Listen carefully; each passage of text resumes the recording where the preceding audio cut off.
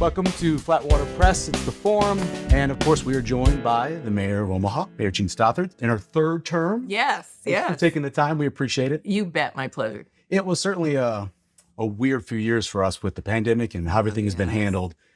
When you look back at how it went, how do you think the city did overall? How did we come out of the toughest parts of the pandemic? You know, the city of Omaha did actually great during the pandemic.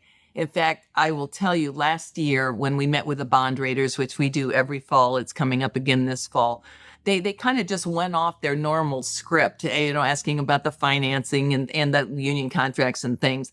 And they just said, how did you do this? How did you, the city of Omaha, come through this pandemic financially so well when we are exposed to many, many other cities doing their bond rating and they're still struggling? And, so I think we did very, very well. We were very, very cautious. As soon as we knew the pandemic had hit and it was going to be a pandemic, which was in March, I made some choices that were very, very difficult and not very popular either, because I had to immediately reduce spending. I knew I had to do that because we didn't know. The worst part of it was the uncertainty of it. And we initially estimated that we were going to have a $75 million shortfall. That's in a $420 million general fund budget.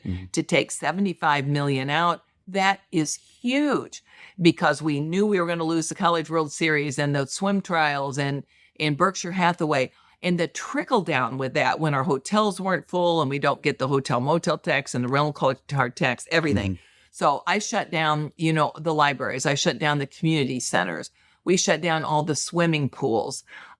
We shut down all the summer camps. We had over 700 seasonal employees that we normally hire for the summer. We didn't even hire them. My goal was that no full-time city employee would be laid off or lose their job. And we achieved that. But I really was worried about the employees. I was really worried about all the citizens.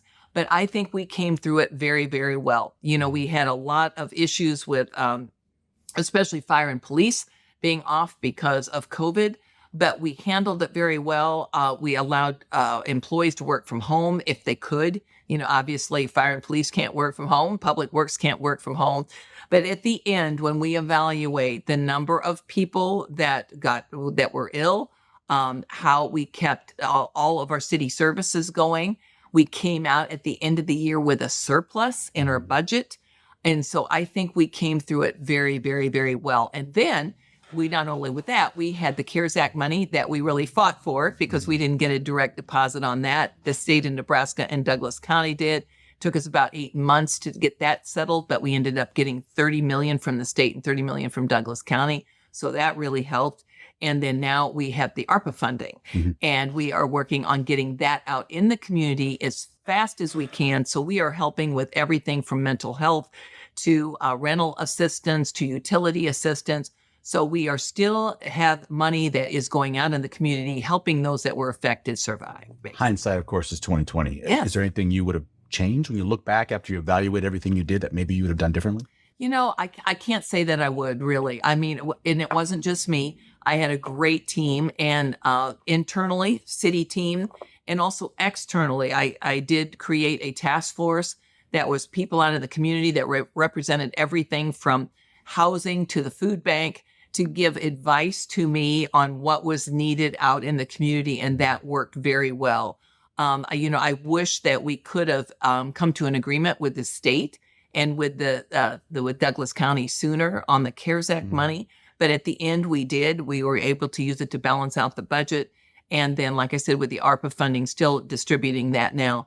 But I think that when you look at what we were hit with and all the uncertainty and how we handled it, I feel really good about it. And there are still people that are struggling. There's no doubt. But we are trying to get and we received some additional money also, federal dollars that helps with housing. And so a lot has gone right out back into the community as soon as we possibly can. So I think compared to other cities, the city of Omaha did very, very well. Riverfront project was a very enormous project in terms of being, something taking a chance on an area and for the work. How's it come out? How do you think it's doing right now? I could not be more excited about the riverfront revitalization that's going on. And I like to talk about it because sometimes people forget this is 90 acres plus of city-owned property. It's an aggressive project. It is an unbelievable 400 million of private dollars, and we, the city, put in 50 million. I mean, if anybody does investments, that's a good rate of return right there. These are city parks. We just opened July 1st, the Jean Leahy Mall, which is just fantastic. You know, I still get people that will complain and send me emails and say, I like the old one, I hate it, I'm never going to go down there. But that's not what the attendance is showing. In fact, Mecca keeps track of it, and it shows that in the first 60 days, there were over 200,000 visitors to the Jean Leahy Mall. If you go down there, it's crowded every day.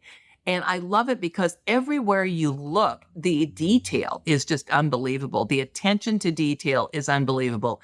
And it's a beautiful space, a beautiful public space. Now, Heartland of America Park, which will actually connect all that to the river, and then you go north to Lewis and Clark Landing, that will be done August of 2023. And then to add to that, the Luminarium, which is a STEM science museum that is down on the landing. You know, when I ran for mayor back in 2013, I said one of my goals is to have something down on Lewis and Clark Landing besides restaurants that had failed, something that will bring people down there every day of the year. And now we've got it with the Luminarium, and that is 100% privately funded. So this is something on our property, on our riverfront, that is 100% privately funded, that is going to bring people down there every day of the year. It's fantastic.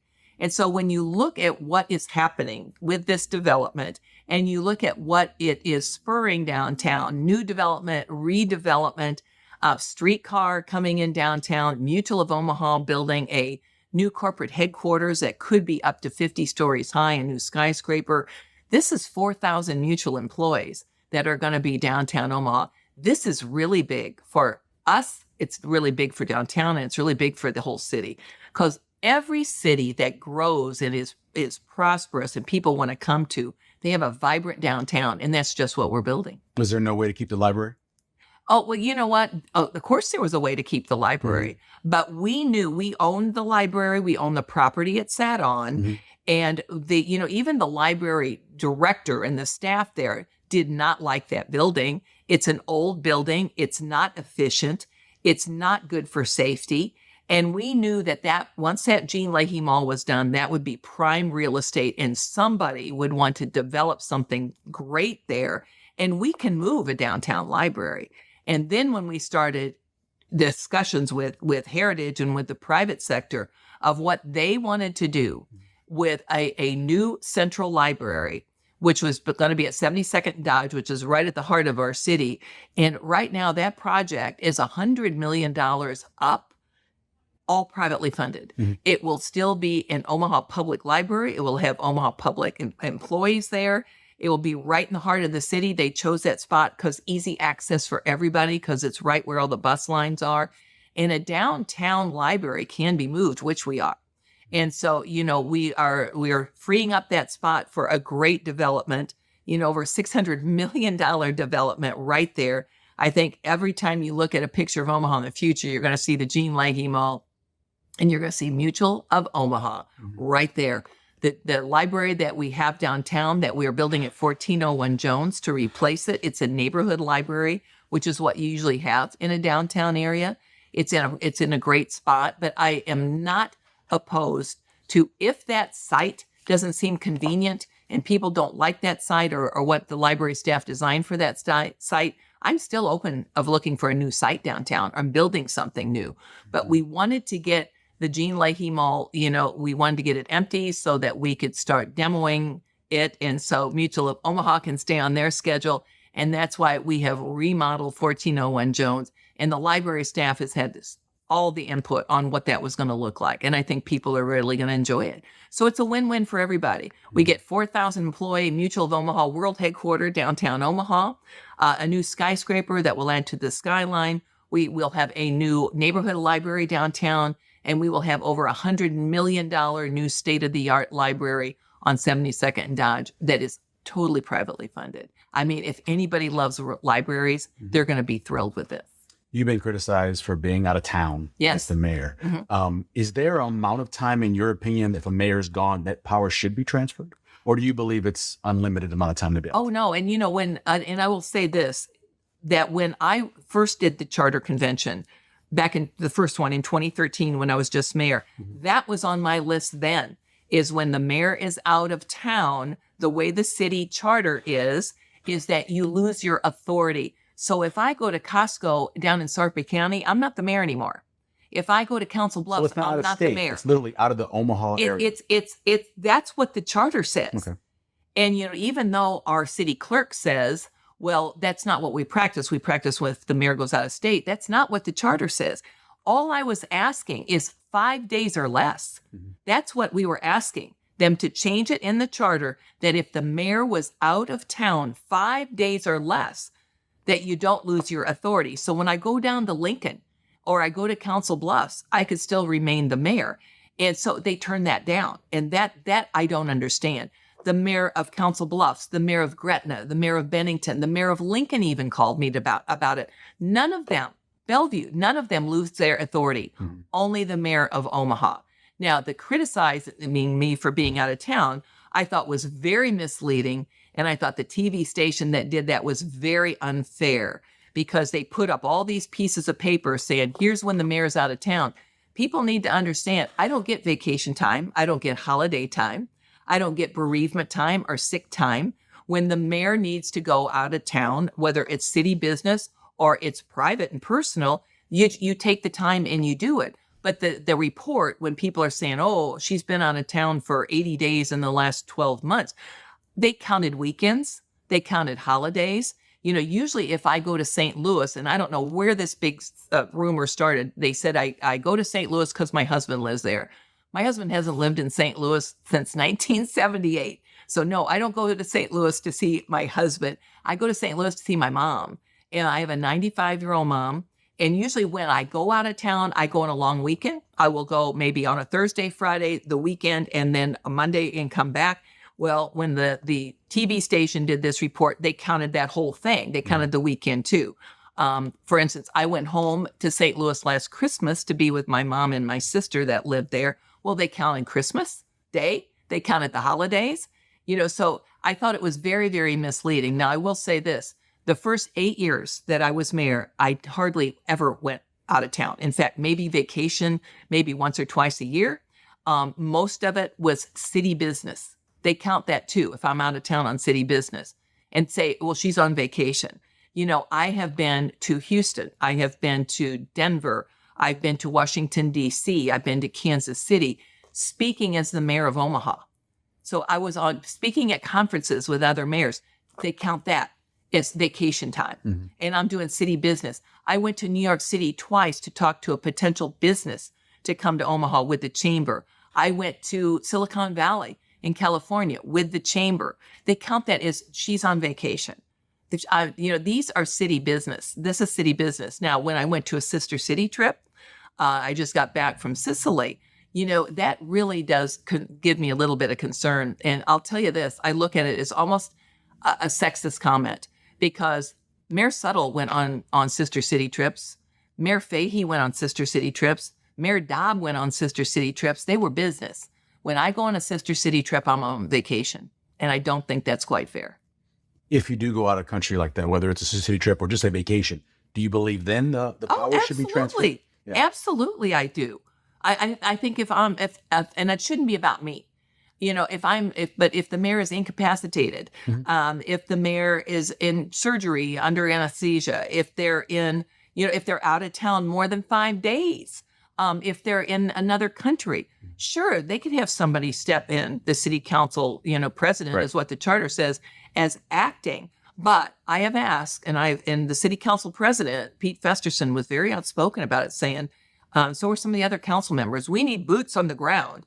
And I said, name me one thing in 10 years that was critical, that I should have been here and a critical decision had to be made, and I couldn't do it because I was out of town. Not one. And I'm in my 10th year. There isn't any. I will tell you, I remember like it was yesterday, the day Carrie Orozco was killed. Yeah. I was on an airplane going down to Florida. with my husband at that time for my son's wedding. It was on a Wednesday. I remember it like it was yesterday. She was killed on a Wednesday. I got off the airplane, turned my phone on, and it just blew up. And Todd Schmutter told me Carrie Roscoe was shot and killed. I went to the rehearsal dinner on Thursday, the wedding on Friday. I was back here on Saturday. And the other thing is the city council uses technology. They have people that come in and testify on Zoom now. They use all the technology they can. I can answer a question and make a decision with my cell phone or on my computer or on my laptop if I'm in St. Louis or Council Bluffs or Lincoln, or if I'm in Houston or Florida. I mean, I can make a decision and talk to my staff, whether I'm sitting here at this desk or sitting in St. Louis with a cell phone and a laptop. So we need to modernize how the mayor communicates and what the mayor does. So I will say, I think that counting vacation times, holiday times, weekend, and I have to bring up too, my husband died in 2021 in March. And that was very difficult. And yeah, I took probably a week and a half off, and then I was back to work. But I had to spend some time with my kids. I had to go to his funeral. They counted a vacation in May of 2021 that I was on vacation. That's some that they counted. My kids and I took his ashes out to California and spread his ashes. And they looked at that as vacation time. So I don't think that was fair. And I will say I do my job. And anybody that knows me knows I am here most of the time. I fractured a vertebrae several years ago too. I was back to work in a week and a half. After my husband died. So I don't think I abuse going out of town too much. Moving on from that, I know a thing that's very important to you is transportation. Yes. Public transportation. You have the Orbit buses. Yes. Maybe we'll have streetcars eventually. Yes. Bike lanes, though, is something that people, they get pretty upset about. We don't have a good grade in terms of being a bike-friendly city. What can we do? You know what? I think that number one, we want to be a bike-friendly city. We are working on a bike ped master plan in our planning department. We have a smart city group, and their main focus, and that's been in effect for years now, several years, but probably about 4 years, was transportation, using technology and transportation. And what we did through the smart city group is agree to do a pilot on Harney Street. That really came after the Urban Core Committee also looked at public transportation in our urban core.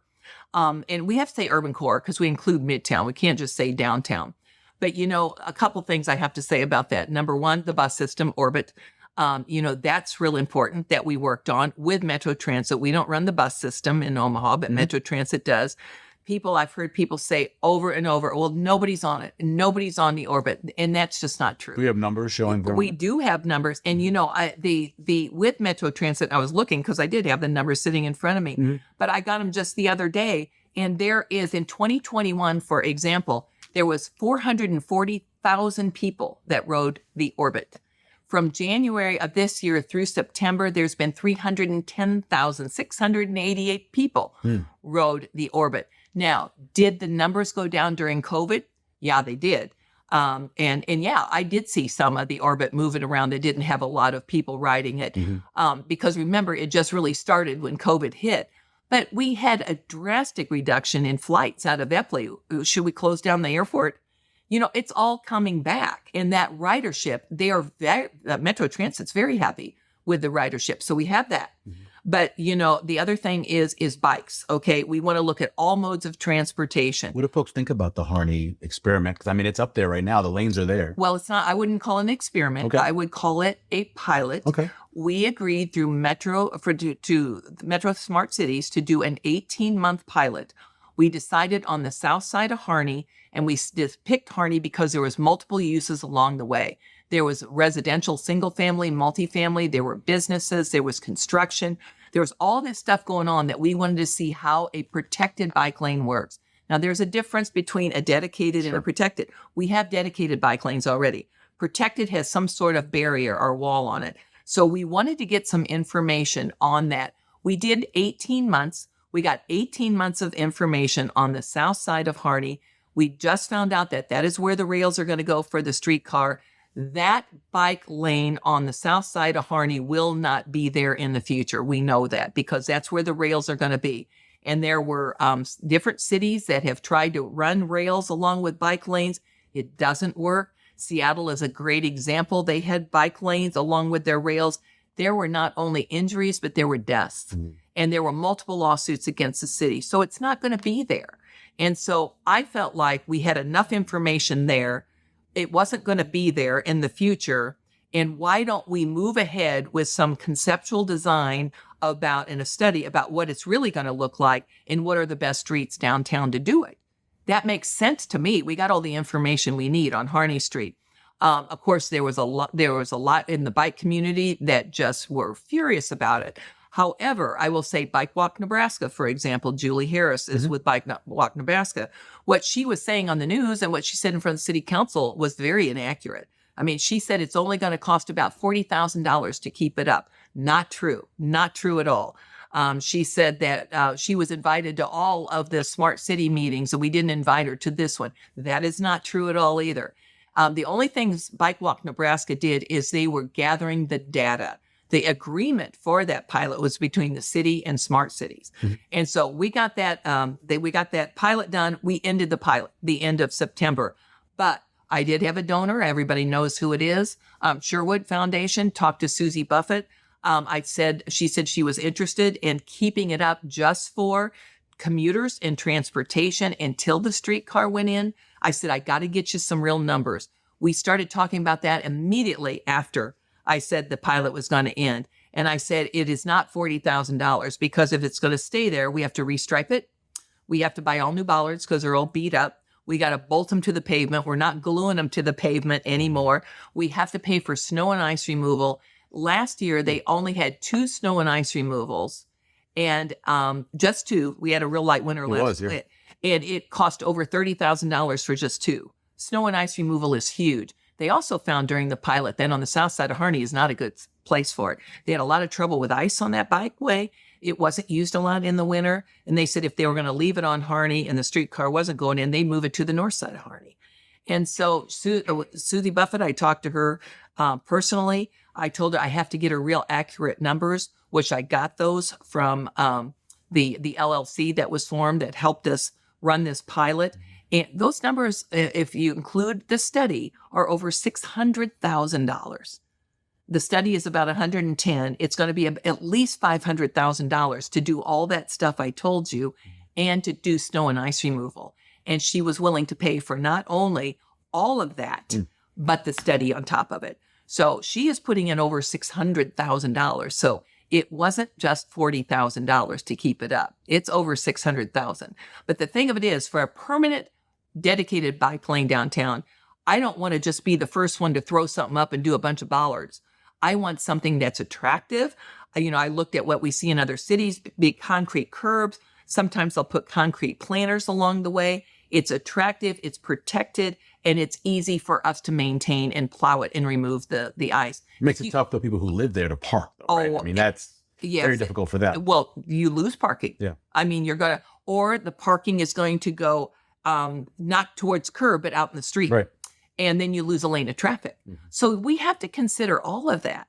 And that's why I think doing a study to really look at what are the best streets downtown to do this and what is that design actually going to look like. So now we have a funder to do it. There is no taxpayer dollars that will be used, except it still is hard for public works to plow, even though we're not plowing the bike lane, because the windrows that occur then are in the street pretty much because the bollards are there. And then we have to come back and dig all that up too.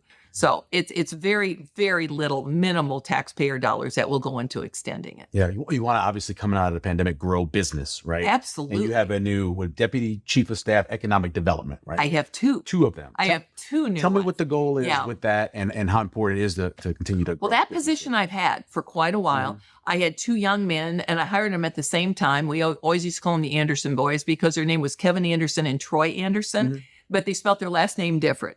But they were Deputy Chief of Staff for Economic Development, and they were one of the best 2 hires I ever made. Because what I heard from development, now we want development to move on in Omaha. We want it to happen all over Omaha. But I hear developers, it's so hard to get through the city process. You got to go through law and then public works and then planning, and then their plans get lost somewhere. And I thought what we really need is some planners, economic developers that work in my office, that their job is every single development that is happening, that they are assigned to one or the other are assigned to those. And their job is to make sure they get through that process and help them get it done. And if there are times we have to say no to a developer or to a plan, but their job is to find a way to get it done. If we do have to say no, we can't do it this way, but let me help you figure out how we can get something done that will work. And I have heard nothing but compliments from our development community about how helpful these two were. They were out and about all the time. They helped the city council. They knew what was going on. They were very, very beneficial. But one got a job offer down in Wichita. The other got a job that was doing some other work that he really liked doing. Mm-hmm. And so, when they left, I hated to see him go. But, the one thing I always say about people that work in my office, you only get me for 4-year periods of time. Mm-hmm. And if somebody could work in my office and make a name for themselves and get known in the community and get a better job, mm-hmm. I'm happy for them. So as soon as I found out those two were leaving, we did a search. And I always feel lucky because when somebody leaves, it seems like we always get somebody really great to replace them. And I have two people now that are there, and Jacqueline Morrison is one. And then I'm going to say his name wrong, but Marco, I want to say Florini, but it's pronounced a little bit different. Okay. But both of them have incredibly great backgrounds. They've already started. I am just incredibly impressed with how much they know already. Jacqueline is an attorney. She used to work in our public defender's office, mm-hmm. but then she's worked for the state of Nebraska. She knows a lot about state law and development and tax incentives. And she is just really great. And Marco is doing a great job. I'm just amazed at how quickly that they understand what's going on. You brought up earlier annexation. Yes. In your in this term, yes. Do you plan on any more annexation? Are you looking at some spots? Oh, you bet. I mean, I really believe. Is it only SID stuff or in unincorporated areas too? And, when I first became mayor, I said, I believe in real aggressive annexation. That's if you want to lower taxes and keep them low, you broaden your tax base, and that's what you do. And we had all of these, if you looked at a map of Omaha, we had all of these SIDs. They look like islands all over the city. Mm-hmm. If you drove from east to west, it was like you were in Omaha. You're not in Omaha. You're in Omaha. You're not in Omaha. I said, we got to smooth out our boundary, and then really look out west in those areas that are unincorporated and ready to annex. It's very strategic. It's very planned. We don't just say, hey, we're going to gobble you up now, but we have a team that works on it for months and months and months. And, when you annex, you assume the debt, right. You assume the asset. It has to be net positive for the city, and it has to be that way over a 10-year period. So we look at all the cost of annexing, from snow plowing to, we know the acres of parks in that area. We know the lane miles of road. We know the condition of the road. We know their debt. We know their assets. And if it's going to be positive for the city, that's when they're ripe for annexation. So every year we start with all of our SIDs, just like we're starting from ground zero. I believe right now, there's probably about 130, 140 SIDs out there. Mm-hmm. And then we look in unincorporated areas too, but it has to be contiguous with the city. Right. You can't just pick somebody out in Waterloo. And so we look at it very carefully. We've had very big annexations some year that we bring in tens of thousands of people. We've had very small ones. And sometimes they're just not, like this past summer, they've been very small, but the other areas just weren't quite ready. So next year, we're going to do the same thing and look at everything over again. But the positive thing is we are bringing in more revenue for the city. We're bringing in more sales tax. Like when we annexed the Village Point area, mm-hmm. The car dealerships and the retail out there, we're getting the sales tax benefit from it now.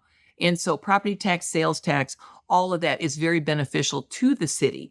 And most of those areas, most of them, not all the time, but most of the SIDs, their taxes go down when we annex. And that's a positive too. Last thing, I appreciate all the time I'm taking up. So in politics for years, it's always been, okay, are you better off 4 years? Are you better off 8 years? Mm-hmm. Point out a couple of things that you'd say that the city is better off in. What are you most proud of what you've accomplished? Well, I think the city is better. And I wouldn't have run for a third term if I didn't think we are in better shape than it was when I started. If I thought the city needed somebody else as a leader, I would be more than happy to say, I've done all I can, but we need somebody that's going to come in here and do a better job than me. I'm open to that. But I truly feel like we have done a very good job. I will say two things that just come to my mind right away.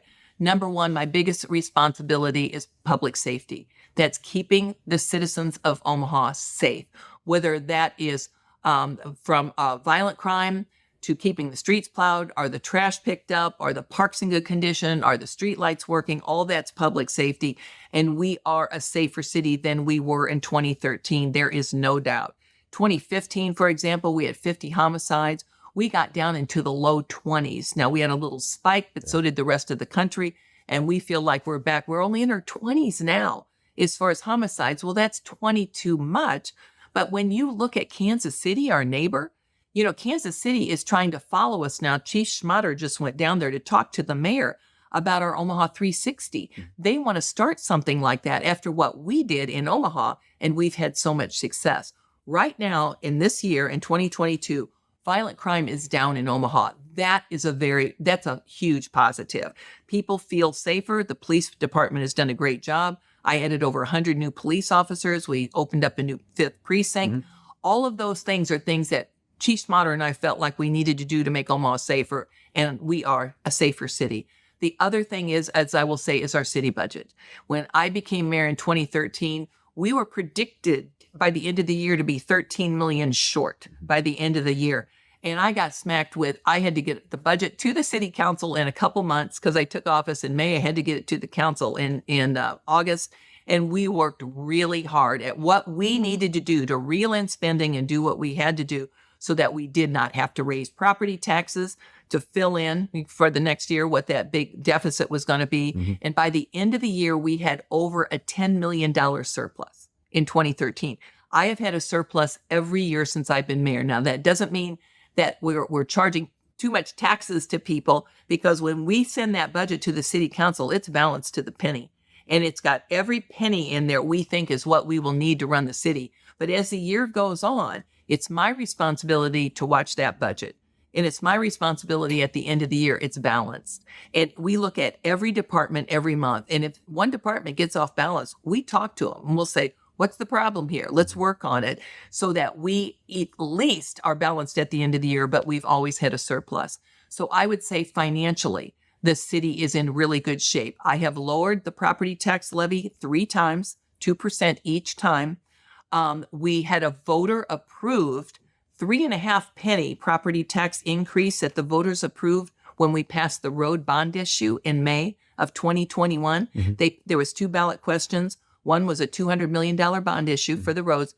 The second was a 3.5 cent property tax increase to pay for those bonds. We started immediately in 2021 doing twice as much road work, and people can see it all over the place. And I have yet had to raise that 3.5 pennies that the voters approved to pay for the bonds. We, by very, very careful budgeting, by refinancing current bonds, by paying off bonds that we already have, we are able to pay that bond debt on the bond issue for the roads without raising the property tax like the voters approved. Mm-hmm. So you think 3 times we lowered the property tax levy, and on top of that, we have not had to impose what the voters approved at 3.5 pennies more. I think we've done a very good job at managing the taxpayer dollars. Mayor, we appreciate your time. You bet. Thanks for having me. Appreciate it.